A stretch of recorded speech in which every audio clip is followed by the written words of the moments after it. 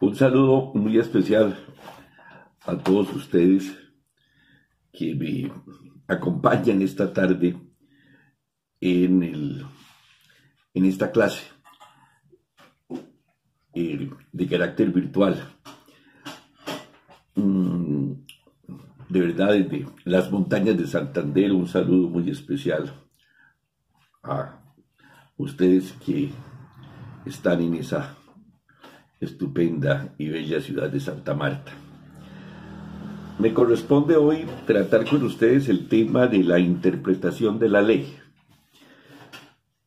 En la clase pasada anotábamos que en la violación directa de la ley como causal primera de casación, habían tres motivos, o se presentan tres motivos en esta causal: la falta de aplicación de una ley, la indebida aplicación de una ley y la errada interpretación de la ley.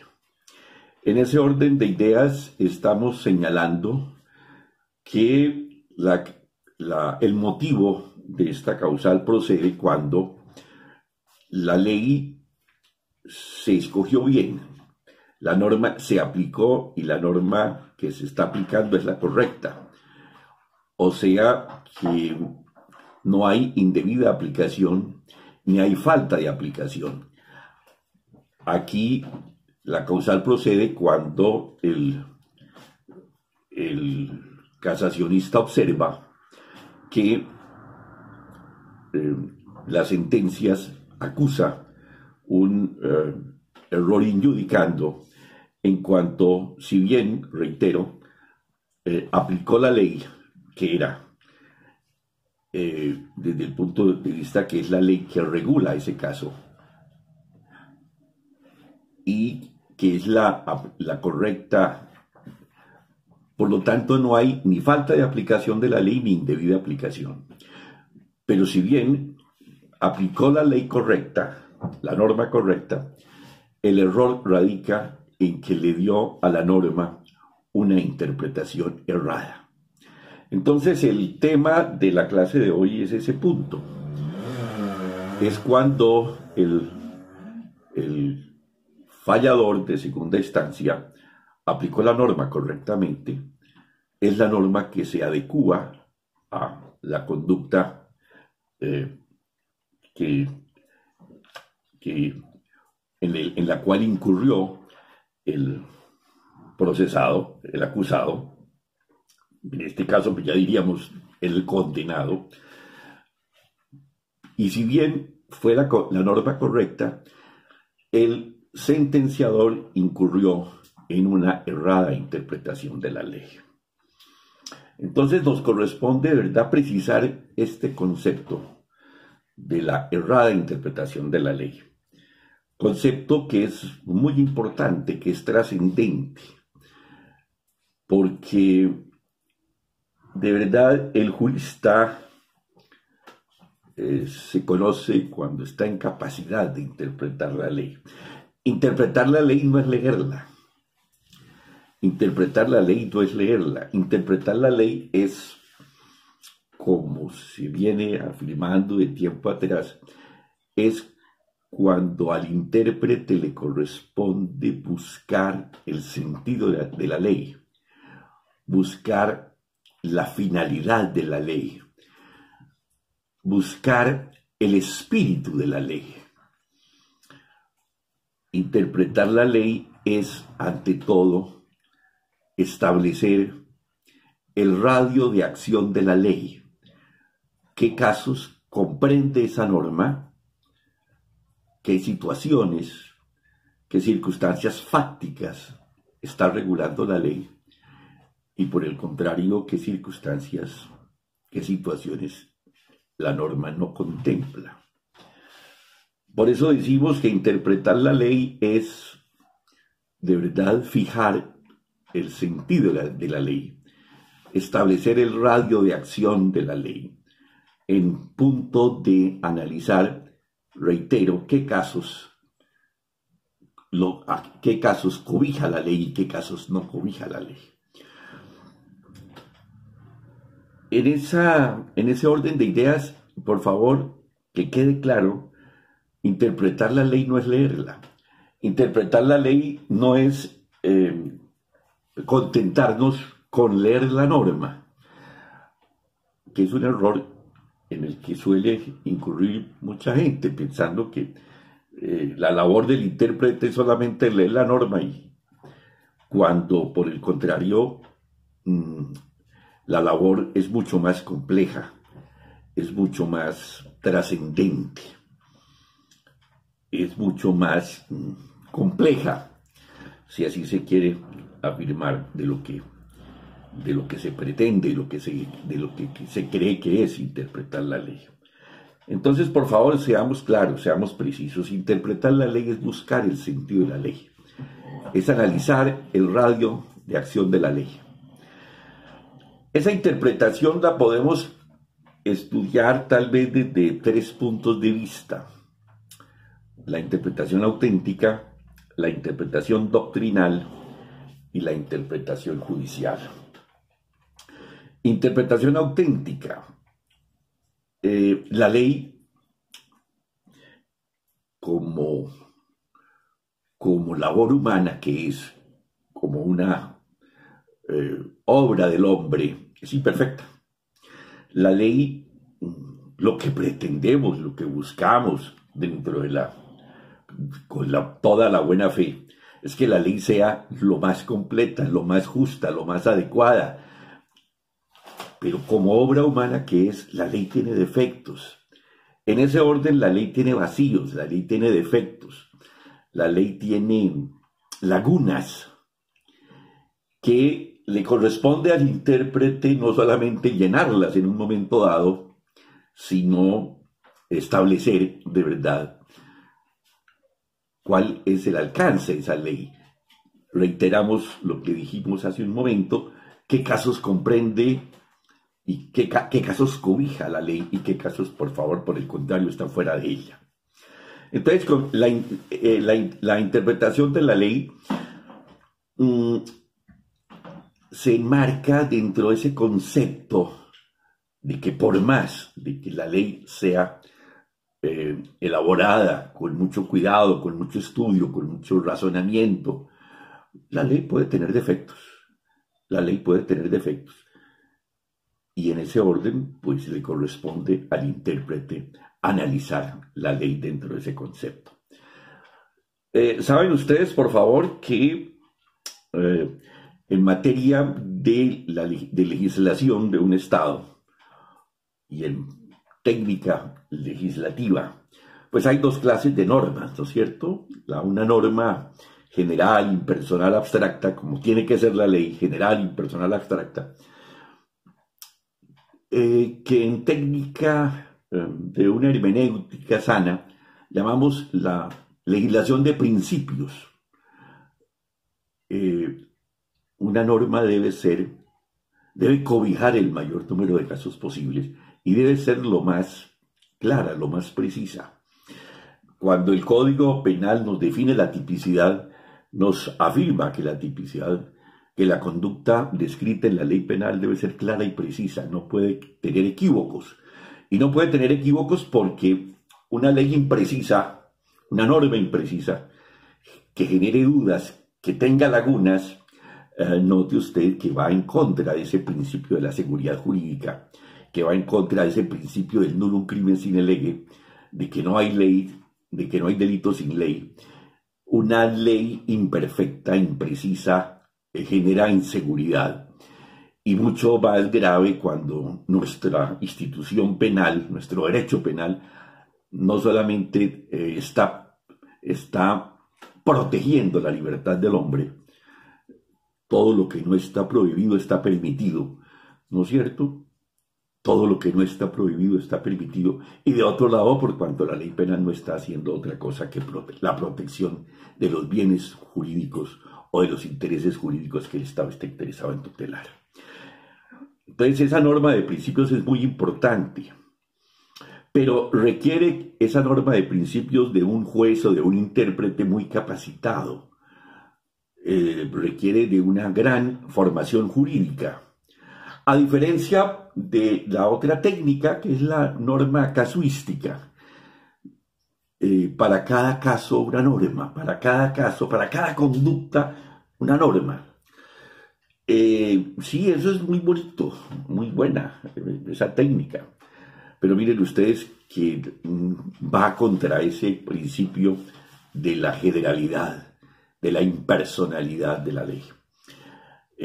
Los códigos penales, los códigos en general deben ser norma de principios, no ubicarnos dentro de ese casuismo, dentro de ese formalismo, que si bien de verdad puede ser muy bonito y muy fácil para el intérprete, por el contrario va contra la formación de un verdadero derecho como ciencia.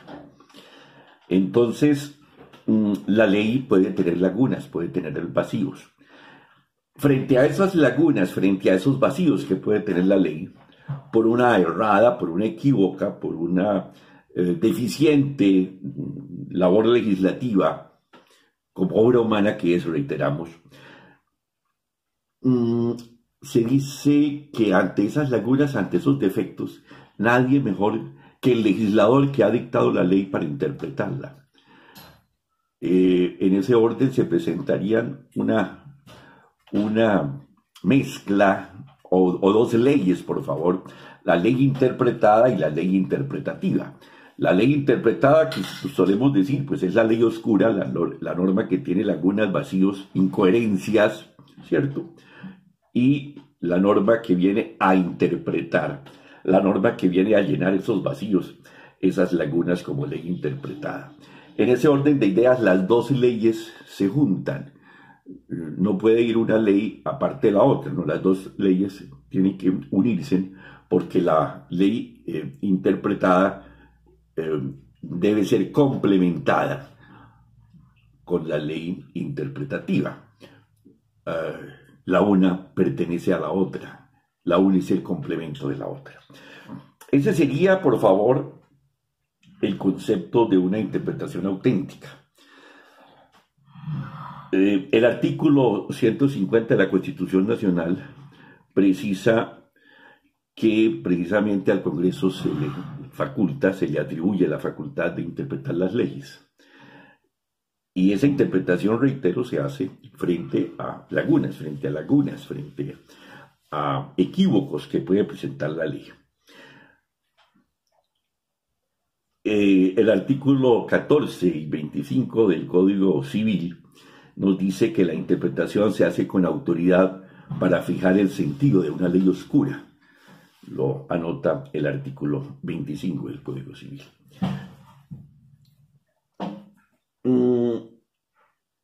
Sí, tomando acá al profesor Velázquez, nos dice que a la interpretación auténtica se refiere expresamente a la Constitución Política en el artículo 50, numeral primero, cuando se le atribuye al Congreso de la República la función de interpretar las leyes, y al Código Civil los artículos 14 y 25, el último de los cuales señala con toda propiedad, comillas, que la interpretación se hace con autoridad para fijar el sentido de una ley oscura de una manera general, que de manera general solo corresponde al legislador. Entonces, podríamos señalar como punto central de la interpretación auténtica la que hace el legislador. Nadie mejor que quien dictó la ley para interpretarla. Esa interpretación, nos dice este autor, que la podemos encontrar incluso en el preámbulo de una ley, en las exposiciones de motivos, en las declaraciones del órgano legislativo e incluso en las normas de carácter interpretativo que parece remontarse a la legislación romana, bla, bla, bla. Que esa interpretación de la ley se precisa cuando una ley emite una serie de definiciones mediante las cuales se fija el alcance, por ejemplo en el Estatuto Antidrogas, etcétera, etcétera, etcétera. Bien, la otra clase de interpretación es la interpretación doctrinal, es la que hacen los doctrinantes.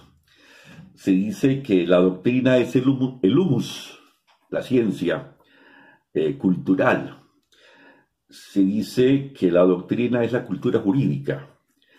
se dice que la doctrina es la que contribuye a la formación del jurista, es la realizada por los estudiosos del derecho. Es decir, interpretación doctrinal es la que hace el doctrinante, el profesor, el cultor del derecho, los autores de los libros que a diario nosotros encontramos y que nos dan, como aquí se dice, la formación jurídica. Aquí está la ley y aquí está la doctrina que interpreta o que pretende interpretar o que trata de interpretar la ley. Se dice que nadie mejor también que el doctrinante para interpretar la ley. Si bien es cierto, uno es el legislador, esa interpretación auténtica, que nadie mejor que el legislador para interpretar la ley, también no podemos negar en ese mismo orden de ideas que nadie mejor que el doctrinante para interpretar la ley, desde el punto de vista que el doctrinante, como estudioso del derecho, solo pretende acercarse a una correcta interpretación de la ley. El doctrinante, el estudioso, la persona que se dedica de verdad a cultivar el conocimiento jurídico, no tiene un interés distinto que el interés científico, no tiene un interés distinto que el acertar en la conceptualización del derecho. Esa persona de verdad no tiene un interés diferente a acercarse a la ciencia jurídica, que de acercarse criticando incluso la ley en una crítica constructiva, señalando los defectos que tiene la ley, señalando el alcance de esa ley, señalando lo que hemos dicho, qué casos comprende, qué casos no comprende.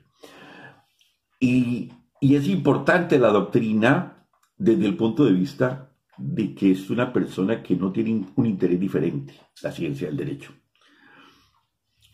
Puede ser que ese doctrinante sea muy importante, sea muy valioso en sus conceptos, en sus definiciones, como puede ser que no lo sea, ¿no? También el doctrinante puede errar, puede equivocarse. Y nos corresponde a nosotros, estudiantes del derecho, estudiosos del derecho, le corresponde al juez, bueno, analizar muy juiciosamente si esta posición doctrinaria, si este autor de estos libros está haciendo un trabajo verdaderamente jurídico o por el contrario, está haciendo una labor errada. El doctrinante, la doctrina nos sirve mucho, no nos obliga.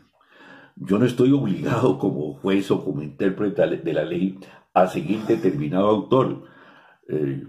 Eso sería absurdo, porque entonces ese autor, si nosotros seguimos al doctor Reyes Echandía, o al doctor Antonio Vicente Arena, o al doctor Fernando Velázquez, o al doctor Mesa Velázquez, al doctor Ibáñez en su libro, etcétera, cualquier autor importante, pues si ese señor fuera el depositario cierto, pues sería legislador, se convertiría ese señor en legislador, por favor, y el único poder legislativo en Colombia es el Congreso de la República. Entonces nosotros no podemos darle una labor, no podemos darle un valor absoluto al doctrinante. Para mí es muy importante lo que dice el doctor Reyes Echandía, lógico. Para mí es muy importante lo que me dijo en su momento mi profesor, el doctor Antonio Vicente Arenas, gran cultor del derecho, gran señor del derecho. Se decía que la obra del doctor Arenas la estudiaba desde nosotros los estudiantes de la Facultad de Derecho de la Universidad Nacional, que los libros del doctor Arenas estaban en los juzgados, estaban en los tribunales y que estaba en la corte. Entonces, pues era una persona que era muy acertada, o que se le tenía un gran aprecio por sus conceptos jurídicos, pero no absolutos, por favor. Entonces, esa es la labor del doctrinante. El doctrinante nos fija unos parámetros de aproximación a una correcta interpretación de la ley. Posiblemente muy válida, posiblemente es muy acertada, pero posiblemente no lo sea. Ahí está el juicio crítico de nosotros los abogados. Ahí es donde tenemos que tener nosotros una gran formación, una gran valoración, y eso se logra, de verdad, mis queridos amigos, a través del estudio, a través del estudio.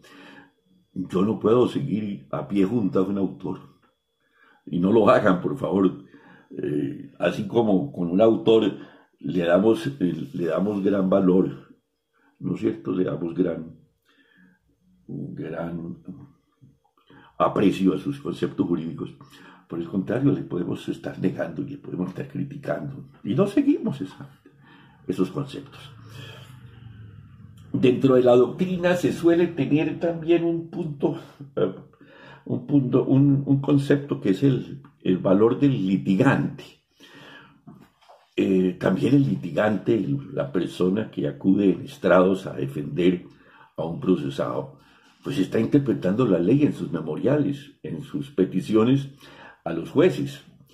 Esos memoriales pueden ser muy importantes, porque también el abogado, si es un abogado serio, si es un abogado estudioso, un abogado ponderado, pues le corresponde de verdad pedir y solicitar en derecho lo que considera que debe aplicarse, lo que considera que es lo correcto. Pero lógicamente el litigante tenemos que tomarlo con beneficio de inventario, porque así como puede ser la labor del litigante muy apreciada, muy valorada, porque es un hombre serio, juicioso, estudioso, y porque está ejerciendo su profesión de una manera muy correcta, por el contrario, pues sí, el litigante tiene un interés, y es sacar adelante los intereses de su cliente. Él está defendiendo una causa, y dentro de ese interés de esa causa, pues él puede presentar algunos argumentos, algunas posiciones no muy válidas. Le corresponde a usted, señor juez, le corresponde a usted, señor intérprete, estimar con mucho cuidado esa posición del litigante. Así como las peticiones del litigante pueden ser válidas y ajustadas a derecho, y reitero, porque es un hombre serio, ponderado, estudioso, etcétera, etcétera, etcétera. Puede ser, por el contrario, que nos esté, vulgarmente diríamos, lanzando el anzuelito con la carnada, a ver si nosotros vulgarmente la cogemos, nos comemos esa carnada y nos equivocamos. Entonces, por favor, cuidado con la interpretación del doctrinante y del litigante. Y lógicamente, entre la posición del litigante y del doctrinante hay una gran diferencia.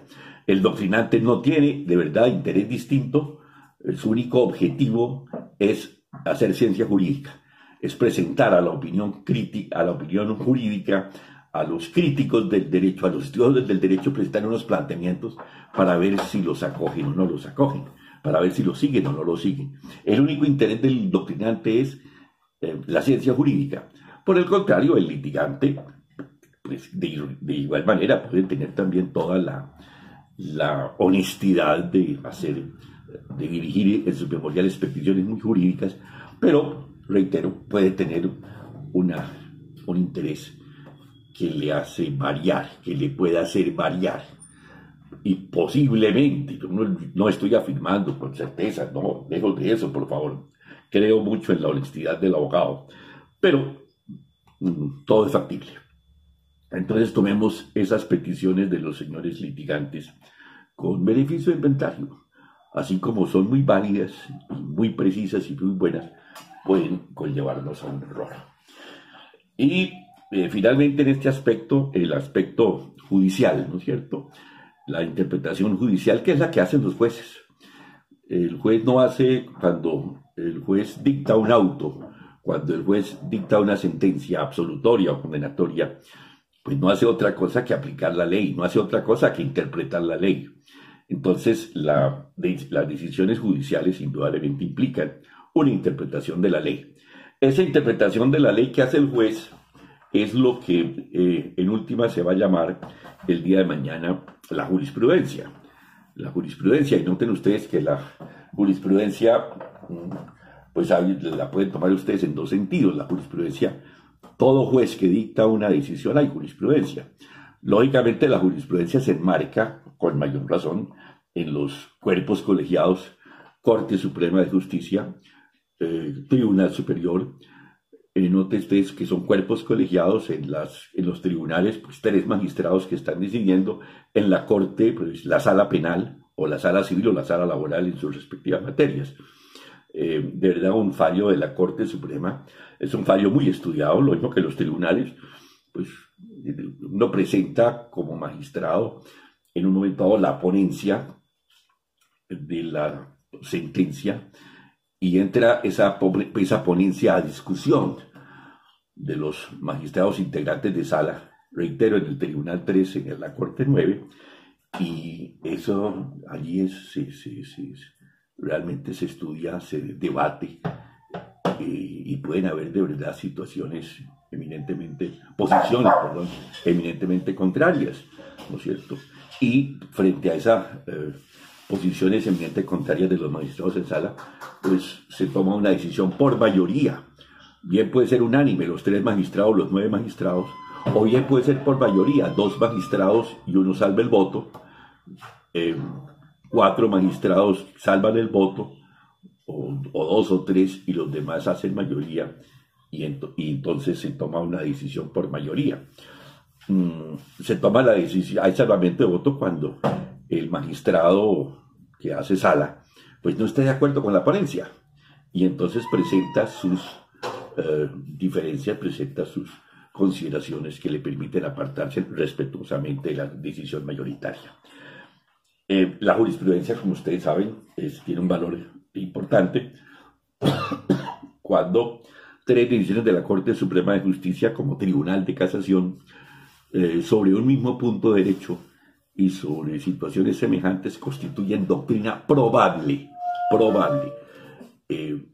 Es decir, esa doctrina probable quiere decir que esa decisión de la Corte tiene una aproximación muy cierta, muy válida, a una aproximación válida a una interpretación de la ley.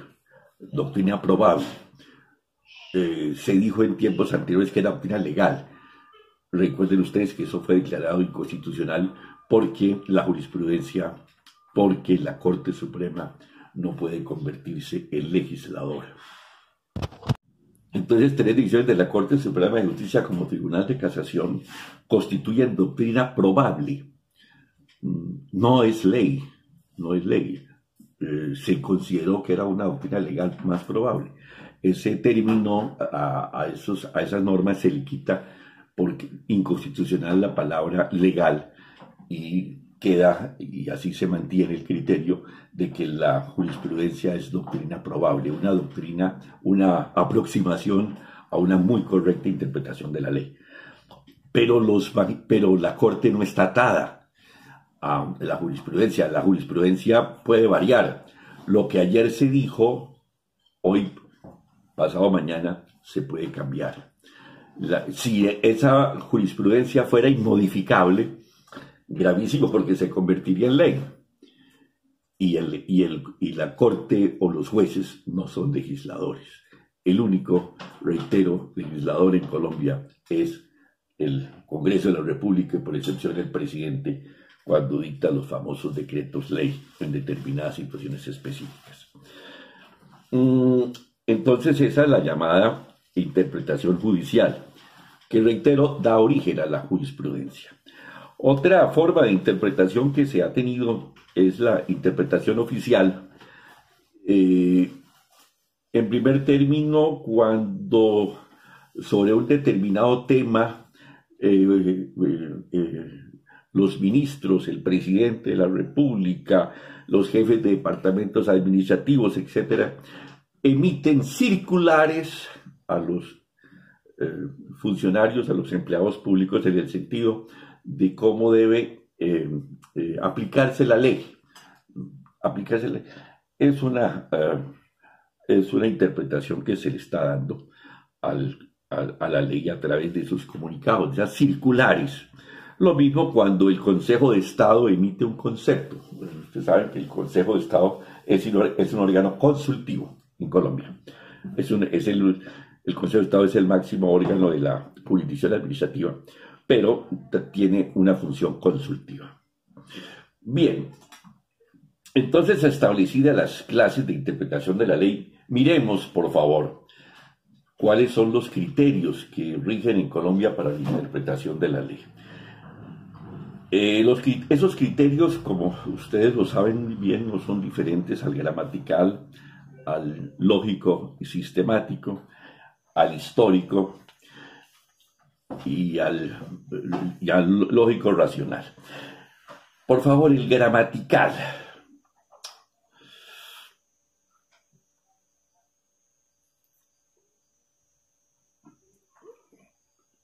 Se dice que cuando el sentido de la ley sea claro, cuando el sentido de la ley sea claro, dice también el Código Civil en sus artículos 27 y 28, dice, cuando el sentido de la ley sea claro, no se desatenderá su tenor literal sobre texto de consultar su espíritu. Nosotros dijimos que la función del intérprete principalmente era precisar el sentido de la ley. Y aquí dice el Código Civil en un concepto, pues entendamos que este código se adopta en 1890 prácticamente, que aquí viene a complementar este título del Código Civil, la Ley 153 del 87. Se dice que cuando el sentido de la ley sea claro, no se desatenderá su tenor literal. Es decir, da la impresión, o era un concepto en ese momento, que si la ley era clara, nosotros no podíamos mirar el sentido de la ley, no podíamos mirar el espíritu de la ley, no podíamos mirar el sentido, la voluntad del legislador. Ciertamente que ese artículo hoy debe entenderse con mucho beneficio de inventario. Las palabras de la ley se entenderán en su sentido natural y obvio según el sentido general de las mismas. Pero cuando el legislador las haya definido las palabras expresamente para ciertas materias, se les dará el significado legal. Las palabras técnicas de toda ciencia o arte se tomarán en el sentido que les den las que profesan la misma ciencia, arte, a menos que aparezca que se han tomado en sentido diferente. Sí, por favor, en materia del texto gramatical, pues vamos a encontrar, siempre lo hemos considerado así, tres clases de palabras, ¿no es cierto? Las palabras de sentido común, las palabras del origen de nuestro castellano, las palabras comunes y corrientes, que debemos interpretar de acuerdo a el sentido común que ellas tienen, de acuerdo a su significado, y en el evento de que esas palabras sean un tanto difíciles en su significado, pues para eso está el diccionario de la Academia, no de la Real Academia de la Lengua, es un diccionario español. Se aconseja siempre seguir el diccionario de la Academia Colombiana de la Lengua, del Instituto Caro y Cuervo. Entonces démosle a las palabras el sentido que esas palabras tienen de acuerdo a su significado. Pero si las palabras son de otras ciencias, la medicina, la física, la química, la medicina, la agroindustria, etcétera. Démosle a esas palabras el significado, como dice el Código Civil en su artículo 28. Las palabras técnicas de toda ciencia o arte se tomarán en el sentido que les den los que profesan esa ciencia. Entonces, esas palabras técnicas de otras ciencias, pues démosles el significado que ellas tienen. Por ejemplo, entre nosotros, cuando se define, cuando se habla de las lesiones personales, decimos, o se habla en la ley de la expresión órgano y la expresión miembros. ¿Qué es un miembro? ¿Qué es un órgano en medicina frente a la anatomía humana? Y se dice pues que los miembros son 5 para el hombre tiene 5 miembros, 2 extremidades superiores, 2 extremidades inferiores y el miembro viril, y en la mujer pues se tienen 4 órganos, 4 miembros, perdón, las 2 extremidades superiores y las inferiores. Y por el contrario, cuando se habla de órganos, estamos estableciendo aquel conjunto de tejidos que establecen, que cumplen una determinada función, ¿no es cierto? Entonces tenemos el órgano de la locomoción, el órgano de la aprehensión, las 2 manos, el órgano de la aprehensión, las 2 piernas, el órgano de la locomoción, el órgano de la visión formada por los 2 ojos, el órgano auditivo por los oídos, ¿no es cierto? El olfato, etcétera. Pues démosles a esas palabras de carácter técnico el sentido que estas palabras tienen. Igualmente podríamos decir, cuando hablamos de las sustancias que producen psicodependencia, ¿cuáles son las sustancias que producen psicodependencia? Mire usted que aquí nos vamos ya no solamente a la medicina, sino también ya a la ciencia farmacológica, a la psiquiatría, desde el punto de vista de qué sustancias producen una alteración en la capacidad volitiva del hombre, esas sustancias adictivas que pueden generar una adicción, y que en ese orden de ideas esa adicción nos puede generar una violación, una afectación al carácter cognitivo y volitivo del hombre. Entonces démosles a esas palabras el sentido que ellas tienen. Y se habla también de palabras de contenido eminentemente jurídico. Pues démosle a esas palabras el significado que en derecho tienen. Nosotros, por ejemplo, en derecho establecemos una gran diferencia entre tenencia, posesión y propiedad. Para el pueblo, para la gente común y corriente, ellos suelen confundir, para ellos es lo mismo el tenedor que el propietario. Ellos suelen hablar de poseedor y propietario. Para ellos no hay mayor diferencia y confunden esos términos de propiedad, posesión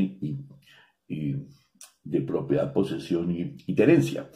En igual forma, la gente suele confundir el arresto con la captura, y el arresto con el arresto que ya no es pena, lo fue, y al arresto se le considera como una persona que ha sido privada de la libertad. Noten ustedes que la gente suele decir comúnmente, arrestaron a fulano de tal, y ese término arresto no conlleva el significado que se le quiere dar en últimas, que fue capturado, que fue conducido, que fue conducido por la policía, que fue aprehendido en el momento en que estaba realizando la comisión de un delito. Entonces, el término de captura lo suelen confundir con el arresto, ¿no es cierto? Es muy factible. Y ¿por qué no? Muchas veces la gente detuvieron, y se habla bien de la palabra detener como medida judicial en que se priva de la libertad a una persona, y la gente lo suele entender como si la persona ya hubiera sido condenada. Y hay una gran diferencia entre la detención, entre la captura y la condena. Entonces, por favor, nosotros tenemos que darles a esas palabras, detención, captura, arresto, condena, el significado que en derecho le corresponde, ¿verdad?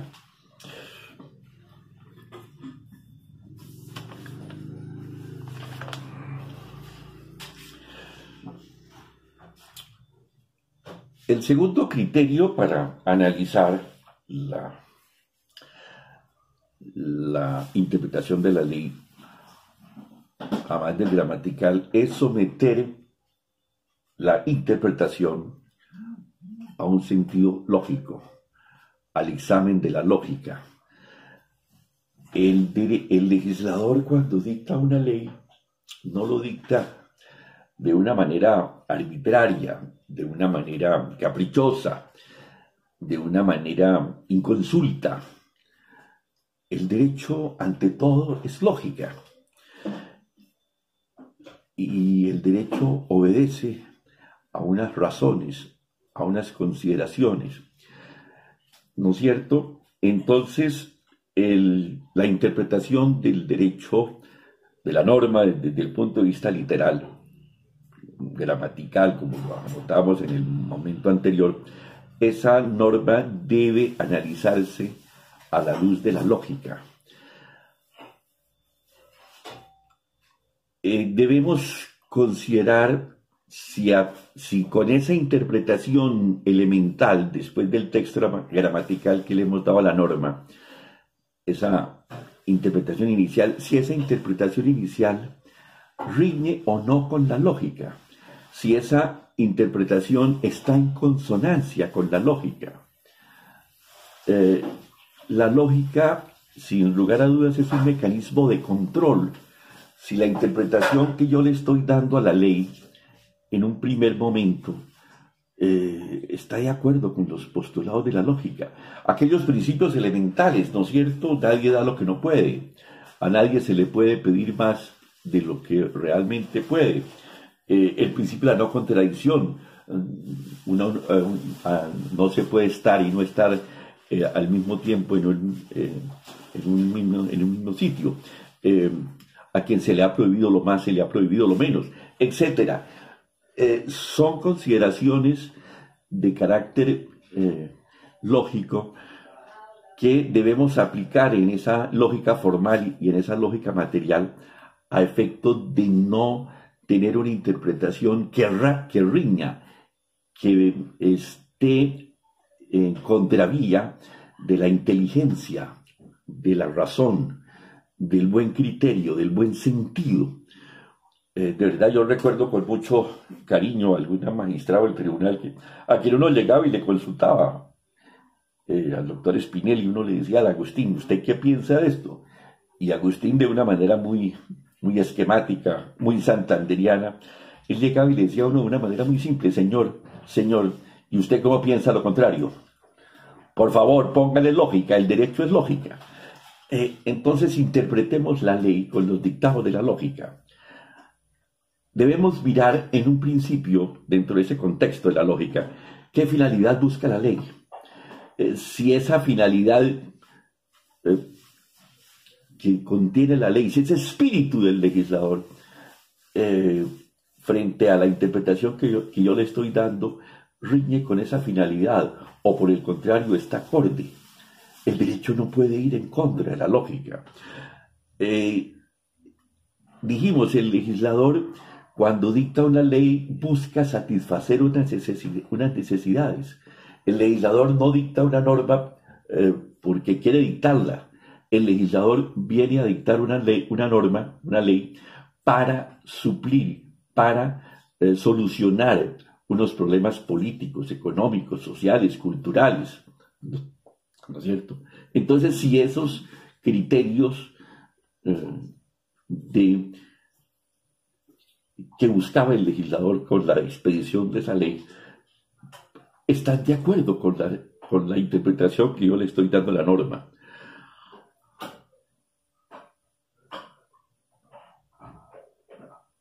bien, miren ustedes, en este momento que nos encontramos en esta pandemia, se han dictado una serie de disposiciones, lógicamente no leyes, decretos del señor presidente, de los señores gobernadores, incluso los señores alcaldes, que no, por favor, son actos administrativos, no son los decretos que dictan los gobernadores y los decretos que dictan los alcaldes, no son actos, no son leyes, por favor, son actos administrativos. Y me atrevo a pensar que igualmente lo que dicta el presidente ya declaró la emergencia, en ese caso está dictando, entiendo, decretos, leyes. Lógicamente, miren ustedes que esos decretos que ha dictado el presidente y que esos actos administrativos dictados por los gobernadores y por los alcaldes buscan de verdad solucionar el problema de sanidad y un problema social, un problema de salud muy graves que se están presentando. Y mire usted que nos confinaron a permanecer acuartelados en nuestras residencias, y miren ustedes con una privación, con una limitación de la libertad de manera extrema. Nosotros los mayores de 75, que no podemos ir a la calle prácticamente. Entonces, esos decretos de verdad se compadecen con la finalidad del legislador. Miren ustedes que aquí hay una problemática muy interesante, ¿no? Muy grave. Hay gente que necesita salir a la calle. Hay gente que vive de su trabajo diario, el vendedor ambulante, aquí en nuestras playas, por Dios, la cantidad de gente que vive de las trenzas, de las cocadas, de la gaseosa, de los masajes, etcétera, etcétera. Y miren ustedes, al cerrarse en las playas, esta gente quedó prácticamente, y no solamente ellos, hay muchos de verdad empleados que sus establecimientos de comercio se cerraron y esta gente quedó totalmente desamparada, ¿no es cierto?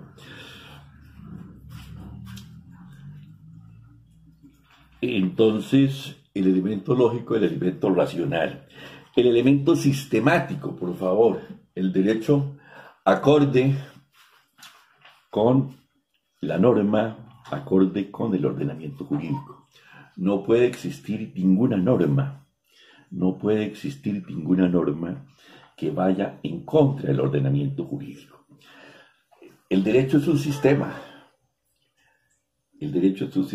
La norma jurídica, la ley, hace parte de ese sistema.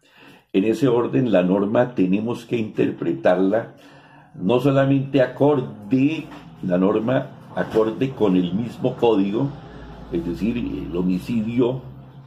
Tratemos, por ejemplo, el artículo del homicidio, no solamente lo debemos interpretar de acuerdo a la norma que allí se señala, sino la norma de acuerdo a todo el resto de artículos que conforman el homicidio piadoso, el homicidio culposo, el homicidio preterintencional, el homicidio agravado, el feminicidio hoy en día, etcétera, etcétera, etcétera, con el aborto, con los demás normas, con las lesiones, etcétera, etcétera, para diferenciar cuando hay lesiones, cuando hay delito de homicidio, cuando hay aborto, cuando hay homicidio agravado por la muerte del menor, el infanticidio, etcétera, etcétera.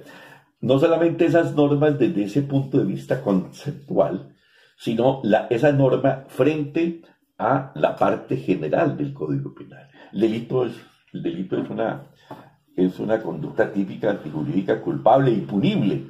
Entonces, por favor, miremos el delito de homicidio no solamente en la parte especial del código, sino en la parte del libro primero del Código Penal, en la parte general, todo lo correspondiente a la teoría del delito. Y no solamente el delito de homicidio frente al derecho penal, sino frente a las otras ramas del derecho. Por favor, en el derecho civil se dice que solamente hay personas si ha respirado un momento siquiera. Y se dice que si la persona no respiró un momento siquiera, se tiene como no existente esa persona, como que no hubiera existido. Que si respiró hay persona, que si no respiró no hay persona. Mire usted, es un concepto bien diferente del derecho civil al derecho penal, ¿no es cierto? Del derecho civil al derecho penal. En el derecho penal, entonces, en el derecho civil, entonces, el delito de aborto prácticamente no existe. El feto no tiene ninguna importancia. En el derecho penal, por favor, la vida del por nacer para nosotros tiene todo valor. la vida del por nacer se está protegiendo, un interés jurídicamente tutelado muy importante que es la vida del por nacer. Frente al derecho laboral, miren ustedes, la madre que tiene derecho a la protección de la maternidad, etcétera, etcétera. Y no solamente entonces el delito frente a las otras ramas del derecho, sino frente al derecho constitucional. Ya sabemos que la Constitución Nacional es el eje central, es el eje, el punto frente al cual gira todo el ordenamiento jurídico. No puede haber en Colombia ninguna norma que vaya en contra de la Constitución Nacional. Y frente a este punto, no solamente frente al criterio del ordenamiento constitucional, sino frente al ordenamiento internacional, dado que el derecho tiene que estar acorde con los tratados internacionales. Entonces, por favor, interpretemos la ley dentro de ese concepto sistemático. La norma en consonancia, el libro segundo del Código Penal, los delitos en consonancia con la parte general del Código, con toda la teoría del delito, libro primero, y la norma entonces frente a las demás ramas del derecho, civil, penal, civil, laboral, comercial, etc. Derecho procesal, por favor, no podemos desligar la interpretación de la ley respecto del derecho procesal, que es básico. Esas normas concatenadas todas frente al ordenamiento constitucional. Reiteramos, por favor, no existe ninguna norma que pueda ir en contra de la Constitución Nacional. La Constitución Nacional, reitero, por favor, excúsenme que me refiere a algo tan elemental, la Constitución Nacional es la ley de leyes, la ley fundamental, la Carta Magna. Luego todo el ordenamiento tiene que girar en torno a la Constitución Nacional. Y hoy nos habla, por favor, ustedes lo saben mejor que yo, que se habla del bloque de constitucionalidad. Y es un principio, por favor, consagrado en la Constitución. No puede existir ninguna norma que viole la Constitución Nacional. E incluso en esta causal primera ya no se habla de norma sustantiva o de norma de derecho sustancial, sino que se habla de norma constitucional, de norma legal y norma constitucional, refiriéndose al bloque de constitucionalidad. Y dentro de ese bloque de constitucionalidad no podemos perder de vista que hace parte de la legislación colombiana, hace parte del ordenamiento jurídico de un Estado, del Estado colombiano, los tratados internacionales. Nuestro derecho, volvemos a decirlo, por favor, no solamente se constitucionalizó, sino que se internacionalizó. Y como último criterio, el criterio histórico. Por favor, el derecho no puede perder su raíz. El derecho es un fenómeno cultural. El derecho es un fenómeno cultural. Ustedes recuerden, por favor, la pirámide kelseniana, en donde el derecho está en la cúspide de la pirámide y donde el derecho se forma por la geografía, por la antropología, por la psicología, por la filosofía, por la política, por la economía, etcétera, etcétera. El derecho es un fenómeno cultural. A diferente cultura, a diferente derecho. Y nosotros no podemos perder que nuestras instituciones jurídicas no son de ayer ni de antes de ayer, posiblemente vienen de siglos atrás. Por eso la importancia en el derecho civil del derecho romano. Nosotros no podemos perder que las instituciones jurídico-penales pues son también de tiempo atrás. ¿Cuál ha sido la evolución de una institución jurídica? ¿Cuál ha sido la evolución de una institución jurídica en el tiempo? ¿Cómo se legisló, cómo se tramitó o cómo se reguló esta conducta a través del tiempo, a través de la historia? ¿Cuál ha sido la evolución de esta figura? Y tal vez entendiendo nosotros la evolución histórica de una institución, de un delito, ¿no es cierto?, podemos nosotros entenderla mejor. ¿Cuál ha sido el tratamiento a través de la historia que ha tenido el homicidio, el aborto, el peculado, la falsedad, etcétera? Los delitos políticos, la rebelión, la sedición, la sonada, etcétera, etcétera. Entonces, después de que el legislador, el intérprete, haya puesto en funcionamiento estos criterios tan importantes, el gramatical, el lógico, el sistemático, el histórico, pueden llegar posiblemente, sí, a una interpretación que, reitero, debe someterla a los esquemas de la lógica y analizar si esta interpretación es correcta o si por el contrario esta interpretación riñe con los postulados de la lógica. Si la interpretación riñe con los postulados de la lógica, pues deséchela.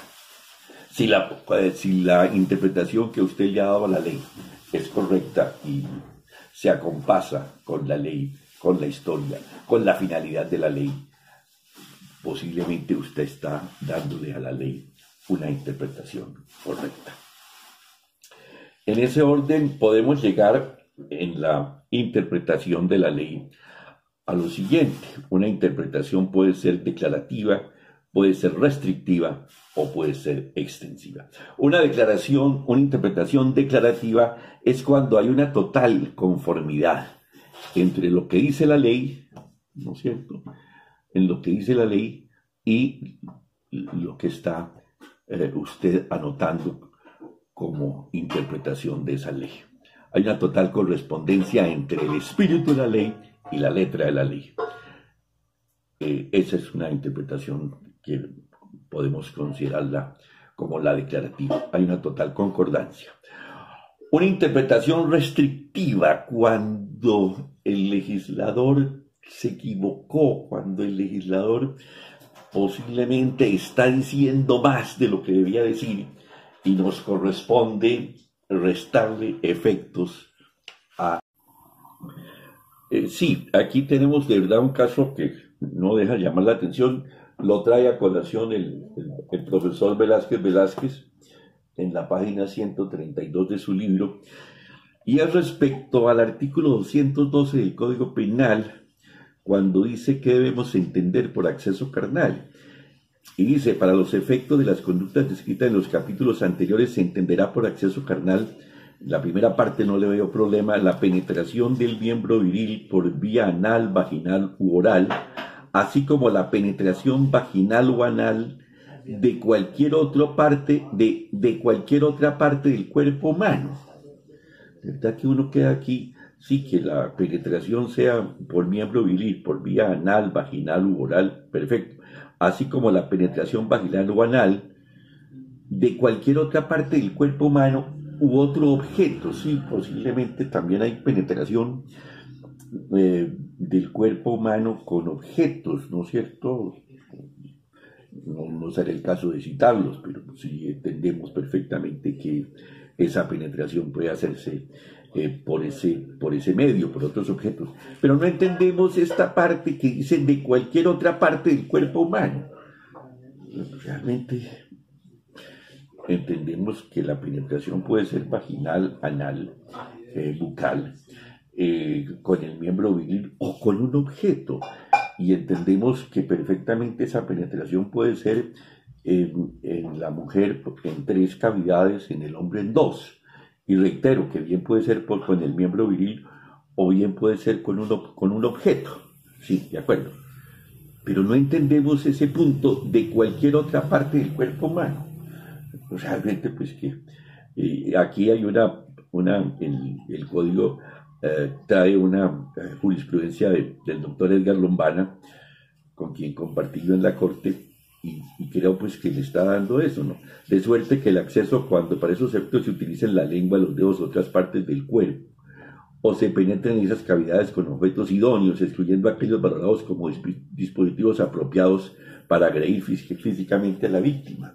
Sí, lógico, pues no sería válido que, sí, pero bueno, no sé, que se penetre a una persona con con un utensilio diferente, ¿no es cierto? No me parece claro. Entonces, en ese punto hay una declaración restrictiva, le corresponde al intérprete restarle efectos a la ley. La ley, el legislador dijo más de lo que debía decir y por el contrario le corresponde al intérprete restarle efectos. Y la interpretación extensiva es cuando el legislador se quedó corto y le corresponde al legislador, al intérprete, extender el alcance de la ley. Cuando dice, por ejemplo, en el hurto, que el lugar habitado, pues sí, lugar habitado no es solamente la casa, ¿no es cierto? Lugar habitado no es solamente el aposento o la alcoba, debe entenderse pues la casa, pero no solamente la casa, el apartamento desde el punto de vista de una construcción arquitectónicamente definida. Por lugar habitado no solamente puede entenderse la casa, el apartamento, puede entenderse la choza, puede entenderse aquella casa de bareque, aquella casa de tejas de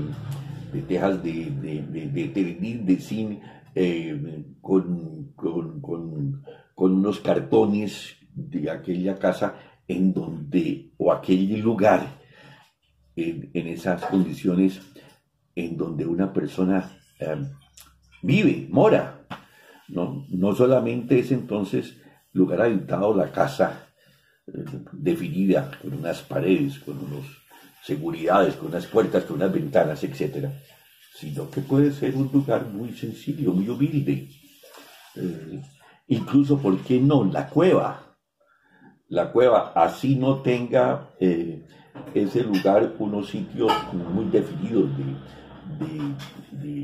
pero allí se está resguardando una persona y allí mora, allí vive y allí tiene sus pertenencias. Ese es un lugar habitado. Entonces mire usted que nos corresponde, en unos casos el legislador ha dicho mucho y le corresponde, o el legislador es confuso, es equívoco, hasta dónde nos corresponde a nosotros restarle alcances o efectos a la ley. Reitero el caso que trae incluso el doctor Velázquez en el artículo 212 del Código Penal, que me parece, y lo dejo a consideración de ustedes, un artículo confuso, en donde el legislador, reitero, dijo más de lo que debía decir, a diferencia de la interpretación extensiva, en donde el legislador es corto y es válido. Esa es una legislación de principios. El legislador siente el principio, le corresponde al juez extenderlo. Por ejemplo, cuando se dice del homicidio que se colocó a la víctima en condiciones de indefensión o inferioridad. Por favor, ¿cuáles son las condiciones de indefensión? ¿Cuáles son las condiciones de inferioridad? No solamente indefensión es cuando está desarmado, indefensión es cuando está dormido, indefensión es cuando está drogado, indefensión es cuando está ebrio, indefensión es cuando la persona de verdad hay una total diferencia entre las condiciones físicas de una persona con otra. El caso de una persona de verdad de menor condición física a aquel hombre corpulento físicamente, ¿no es cierto? Esas serían condiciones de indefensión. Condiciones de inferioridad son tantas. El menor de edad, el menor, el niño, la mujer embarazada, la mujer que lleva en sus brazos al hijo, la persona de verdad, la mujer, no porque sea mujer va a ser inferior, sino por sus condiciones de ausencia de fuerza, de fortaleza, de vigor, que por el contrario sí puede tener un hombre, etc. Entonces, noten ustedes que aquí estamos dándole extensión, estamos dándole aplicación a todos los casos que aquí se cobijan. Cuando se habla de alevosía, cuando se habla de sevicia, la sevicia, por favor, que la gente la entiende como cuando la persona le causa la muerte a otra a través de una cantidad infinita de de heridas cortopunzantes. No, eso no es sevicia. En principio eso no es sevicia. En principio, por favor, no es sevicia. La sevicia es el causar la muerte a una persona haciéndola sufrir más de lo debido, aprovechándose, gozando con el dolor que le está causando a la víctima.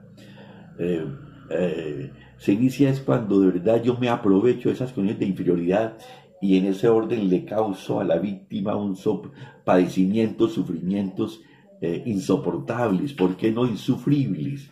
Cuando gozo con el dolor de la víctima, esa es la sevicia.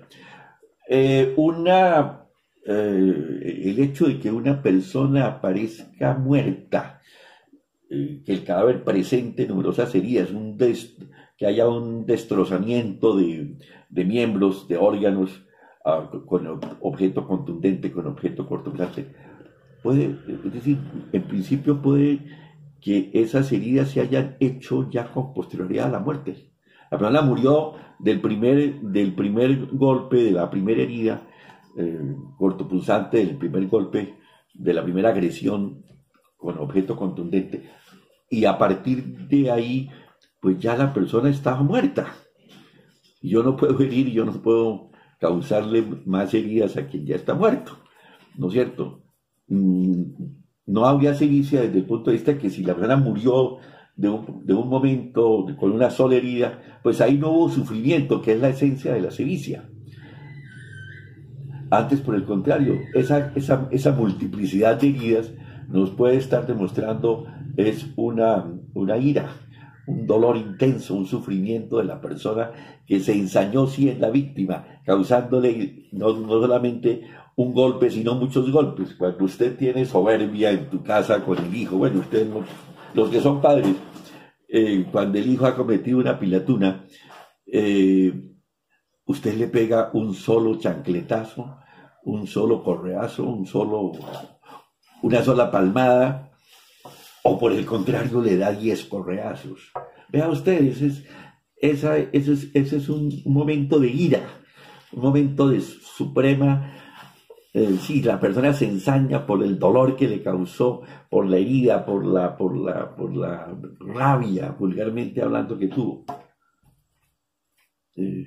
Esa multiplicidad de heridas pueden no ser sevicia. Pueden serlo, lógicamente, pueden serlo, pero hay que probarlo.